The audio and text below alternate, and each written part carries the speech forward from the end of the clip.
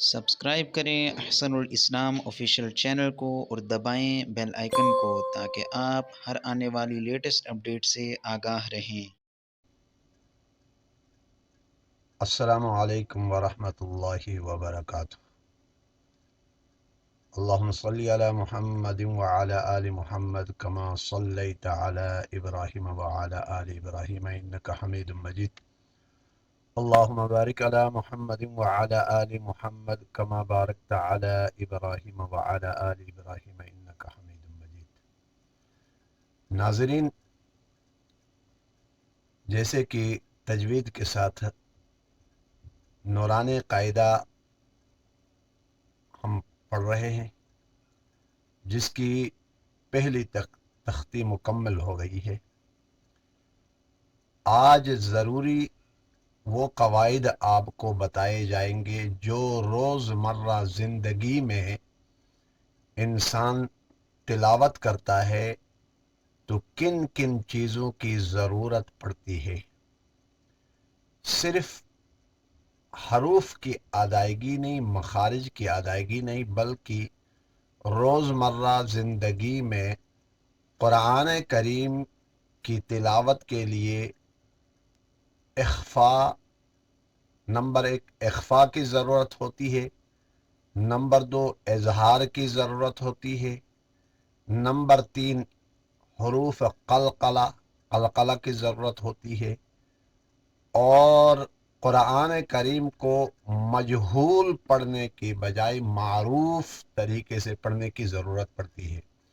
اس کے لیے بیسک کچھ احکامات ایسے ہوتے ہیں جن کو یاد کرنا ضروری ہوتا ہے۔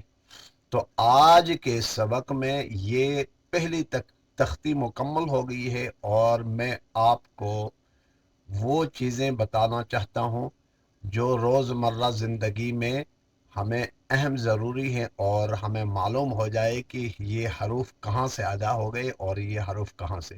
یہ تو آپ کو پہلے بتا چکا ہوں میں۔ ابھی آج ذرا دیکھ لیجئے گا حروف حلقی۔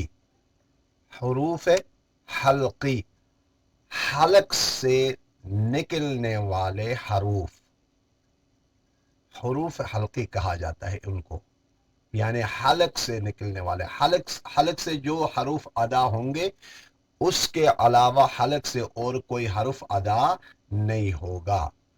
اور اس کے لیے آپ کے سامنے سکرین میں آپ ذرا دیکھ لیجئے گا کہ میں نے ہائی لائٹ کیا ہوا ہے، گول دائرے کے درمیان میں یہ حروف ہیں۔ نمبر 1 آپ نیچے سے دیکھ لیجئے گا، حمزہ، یہاں میرے کرسر جہاں چل رہا ہے، حمزہ ہا، حمزہ ہا، حلق کا وہ حصہ جو سینہ کی جانب ہے، حلق کا وہ حصہ جو سینہ کی جانب ہے۔ نمبر 2 عین، دیکھیں عین اور ہا، حلق کا وہ حصہ جو درمیانی ہے، درمیان والا حصہ۔ حلق کے 3 حصے میں نے آپ کو پہلے بتا چکا ہوں۔ نمبر 3 غین، دیکھیں یہ غین اور یہ اوپر خا، ان کو حروف حلقی کہا جاتا ہے۔ ذرا اپنے ویڈیو کو روک کر ذرا دیکھ لیجیے گا۔ پہلا نمبر حمزہ ہا، حمزہ ہا، ہا۔ نمبر 2 عین، عین، عین، ہا۔ نمبر 3 غین، خا۔ ان کو حروف حلقی کہا جاتا ہے۔ یہ یاد رکھ لیں، آج کا ہمارا لیسن مکمل ہو گیا۔ آگے دوسرا سبق آپ کو پڑھایا جائے گا۔ والسلام علیکم ورحمۃ اللہ وبرکاتہ۔